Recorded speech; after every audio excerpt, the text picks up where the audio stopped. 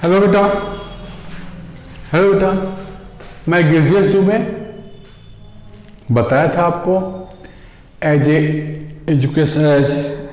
Educational consultant मैं हिंदुस्तान की कई इंस्टीट्यूट में केमिस्ट्री पढ़ाया हूँ। मैंने आईआईटी से पीएचडी किया। पीएचडी करने के बाद मुझे ये लगा कि देश या समाज की सेवा करने का ये भी एक आसान तरीका है कि अपने नॉलेज को बच्चों में बांटिए। तो मैं कोचिंग लाइन में पढ़ाना शुरू किया। हमको लगता है जिंदगी बीत गई, 32 साल हो गए इसी कोचिंग लाइन में पढ़ाते पढ़ाते। गिरजेश दुबे नाम है। एमटीजी वाले उस समय उन लोगों से हमारी मुलाकात हुई। फिर उन्होंने मुझे प्रेरित किया एक बुक लिखने के लिए। तो इंटरेक्टिव ऑर्गेनिक केमिस्ट्री की किताब लिखा जो एमटीजी वाले पब्लिश करते हैं। पब्लिशर वही हैं। और एंजॉय किया लाइफ। केमिस्ट्री पढ़ाते पढ़ाते मेनली लोग जीडी सर नाम से मुझे जानते हैं। मैं रेजोनेंस कोटा में भी 12 साल पढ़ाया हूँ। उसी दरमियान 5 साल रेजोनेंस लखनऊ में एज ए हेड काम किया था। इसके बाद अभी अपने शहर गोरखपुर में आकर के मैंने अपना एक चैनल बनाया। आप देख ही रहे हैं, एडोजिन इनहेरिट एक्सेलेंस।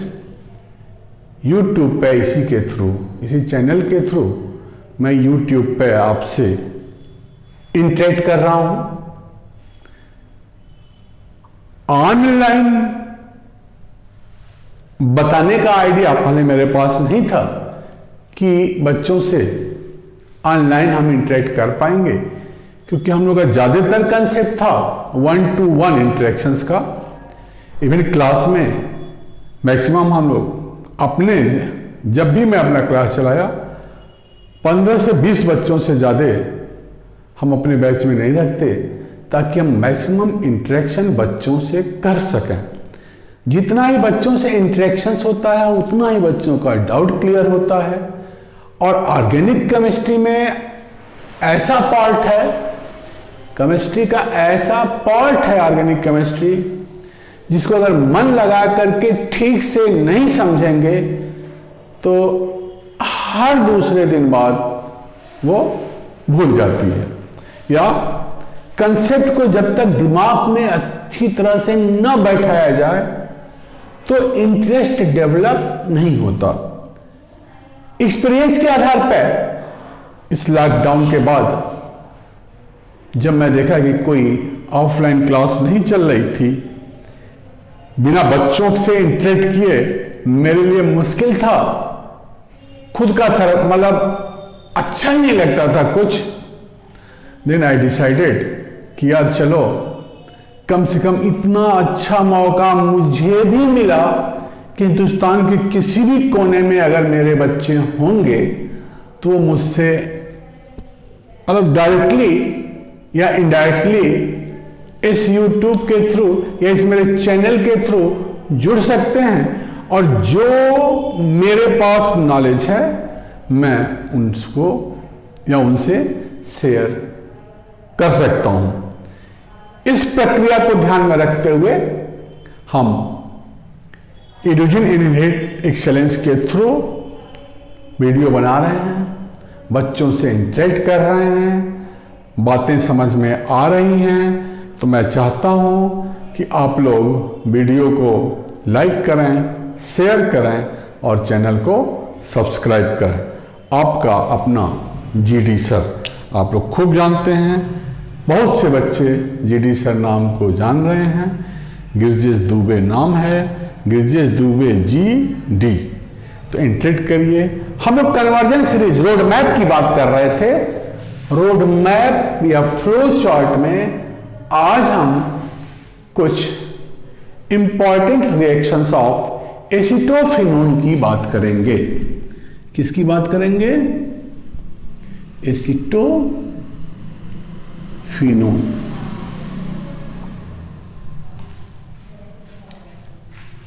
देखो,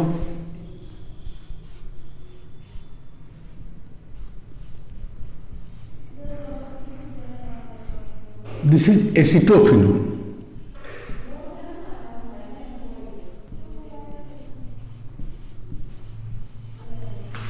अगर हम बनाने की बात करें तो एक तो सबसे आसान तरीका है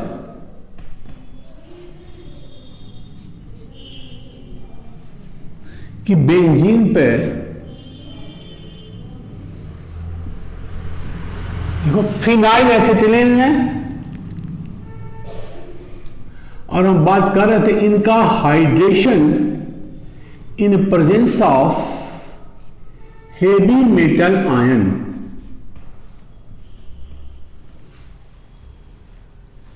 एसिटोफिनोन या Friedel Crafts acylation,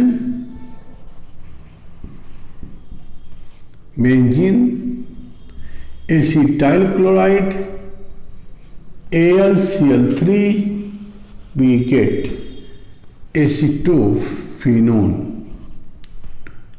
acetyl chloride.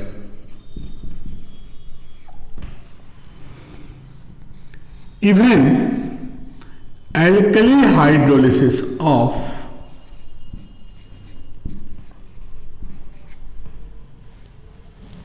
this structure dichlorophenyl हम एक्वस केवस से रिएक्शन करें तो एक्वस केवच माने nucleophile OH minus ion. This chlorine is substituted by OH group. एक कार्बन पर अगर 2 OH है तो अनस्टेबल है, वाटर निकल जाएगा और करस्पॉन्डिंग कार्बोनिल कंपाउंड बन जाएगा। अगर हम इनके रिएक्शंस की बात करें तो chlorine in absence of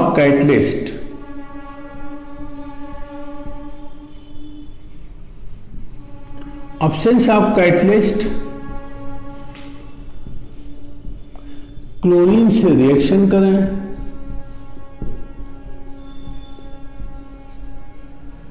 we get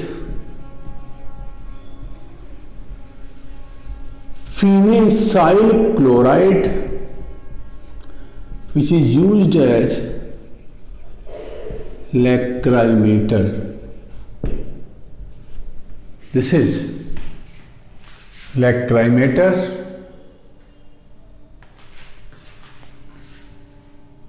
When reduced by amalgamated zinc and HCl, this is Clemmensen reduction. CO group is reduced to CS2 group. We get ethyl benzene. This one, when treated with hydroxylamine in slightly acidic media, we get 2-argyne.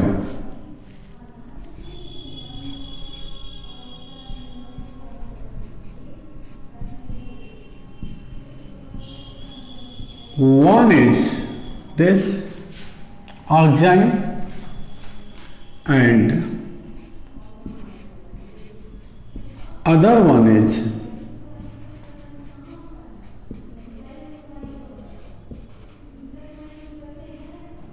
This oxide. अगर हम OH को देखते हुए इनका नाम दें तो this one is anti-2-methyl group and this one is syn-2-methyl group.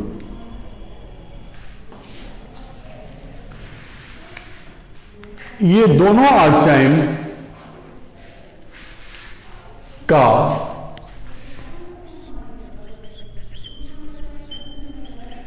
Beckmann rearrangement होता है, कभी कभी पूछ दिया जाता है।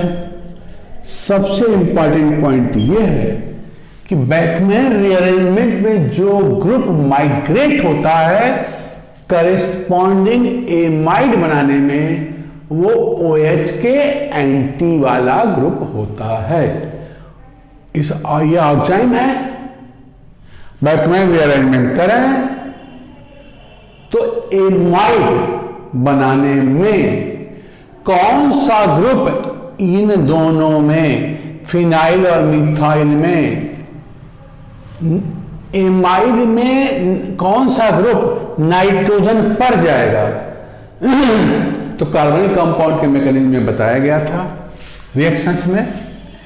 यहां anti-2OH माने यहां स्ट्रक्चर हो जाएगा CONH CH3, और इसका अगर हम बेकमैन रीअरेंजमेंट करें तो anti-2OH यहां कौन है? फिनाइल है।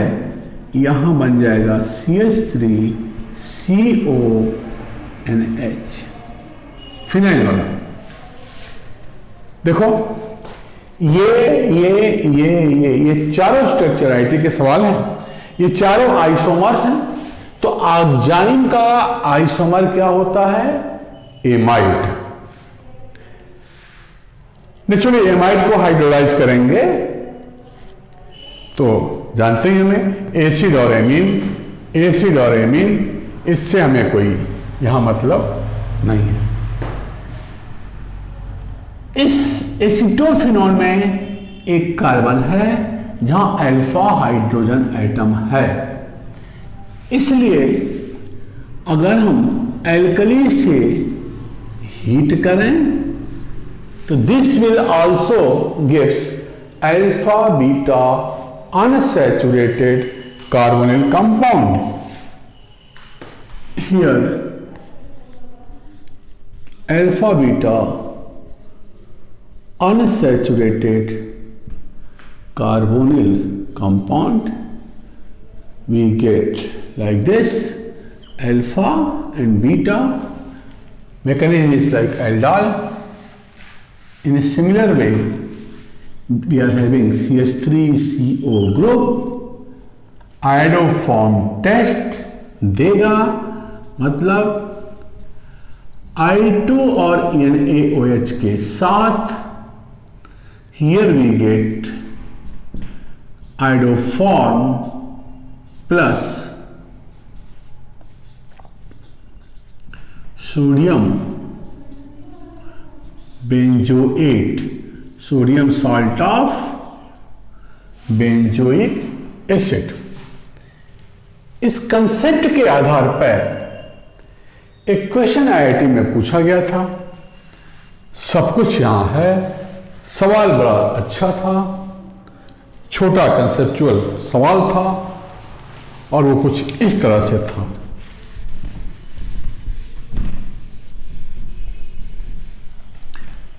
क्वेश्चन था बेटा, C8H6 एक कंपाउंड है, ये व्हाइट प्रेसिपिटेट दिया, gives white precipitate with Tollens reagent। C8H6 a compound having a hydrocarbon having molecular formula C8H6 gives white precipitate with Tollens reagent। This A when treated with Hg plus plus H2SO4 gives a compound B, which is also obtained when benzene is treated with acetyl chloride in presence of AlCl3. B, when treated with I2 in presence of alkali, gives iodoform and acid salt C, which on acidification gives acid D। देखो question है ये आपके सामने, कोई hydrocarbon है C8H6, this hydrocarbon gives white precipitate with Tollens reagent. Tollens reagent के साथ white precipitate देने वाला हाइड्रोकार्बन क्या होगा? टॉलेंस रिएजेंट के साथ व्हाइट प्रेसिपिटेट देने वाला हाइड्रोकार्बन क्या बोला था बेटा? जब भी ये वर्ड आ जाए इसका मतलब कि हमारा हाइड्रोकार्बन होगा टर्मिनल एल्काइन। कौन सा ऑर्गेनिक कंपाउंड टॉलेंस रिएजेंट के साथ व्हाइट प्रेसिपिटेट देता है? तो क्या आंसर होगा बेटा? Terminal alkyne.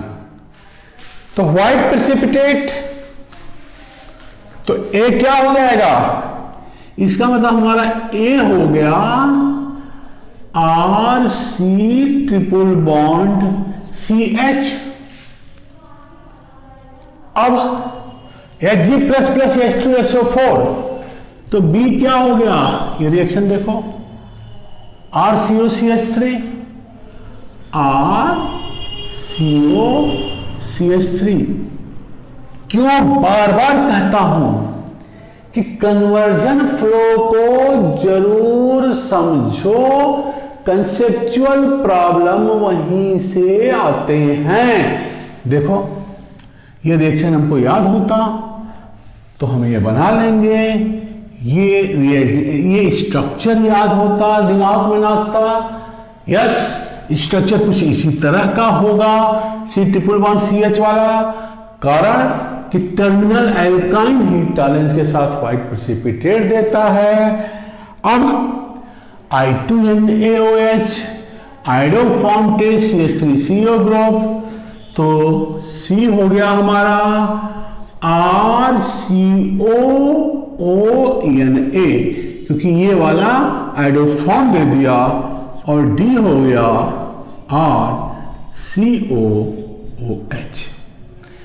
हमारे पास सब कुछ है, ये मॉलिक्यूलर फॉर्मूला है और ये हर जगह RR लिख रहा हूं। फिजिबल कहां होगा इस R को कंपेयर करके निकालना एक एक केस में। ये कंडीशन सेटिस्फाई कर रहा है और B बन जा रहा है क्या?